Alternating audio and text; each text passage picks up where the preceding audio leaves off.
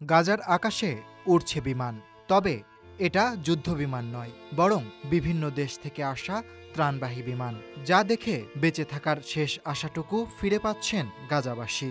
এই অনুপ্রেরণামূলক ঘটনাটি মানবতার বিজয়কে নতুন আলো দেখাচ্ছে।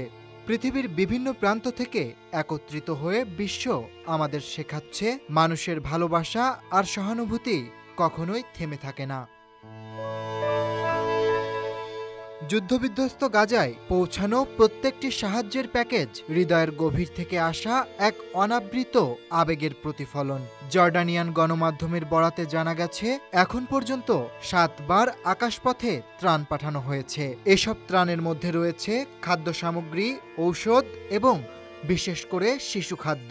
এই অভিযানে অংশ নিয়েছে জর্ডানের 2টি রয়্যাল এয়ারফোর্সের বিমান, সংযুক্ত আরব আমিরাতের একটি বিমান, জার্মানির 2টি, ফ্রান্স ও স্পেনের একটি করে বিমান।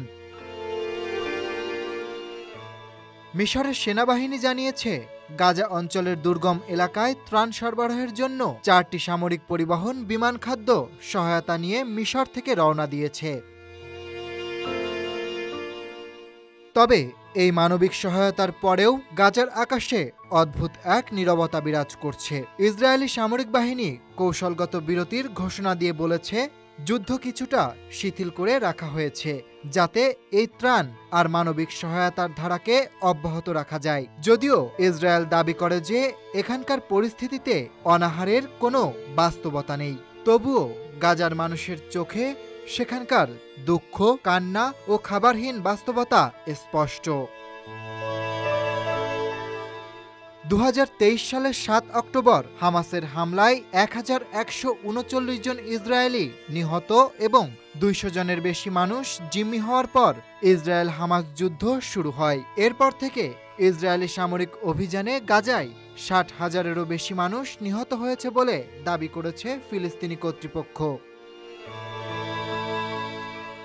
একটা জাতি বাঁচতে চায়। ক্ষুধার যন্ত্রণা, বোমার শব্দ আর ঘুমহীন রাতের মধ্যেও তারা এখন তাকিয়ে থাকছে আকাশের দিকে, কারণ সেখান থেকে হয়তো আবার নেমে আসবে কিছু খাবার, একটু ঔষধ, হয়তো ছোট শিশুরা পাবে ক্ষুধার হাত থেকে কিছুটা স্বস্তি।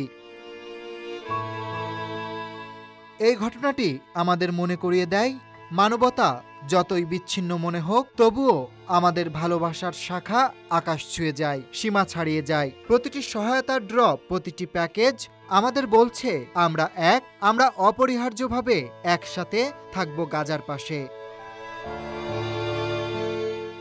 Aritra Basu, desk report.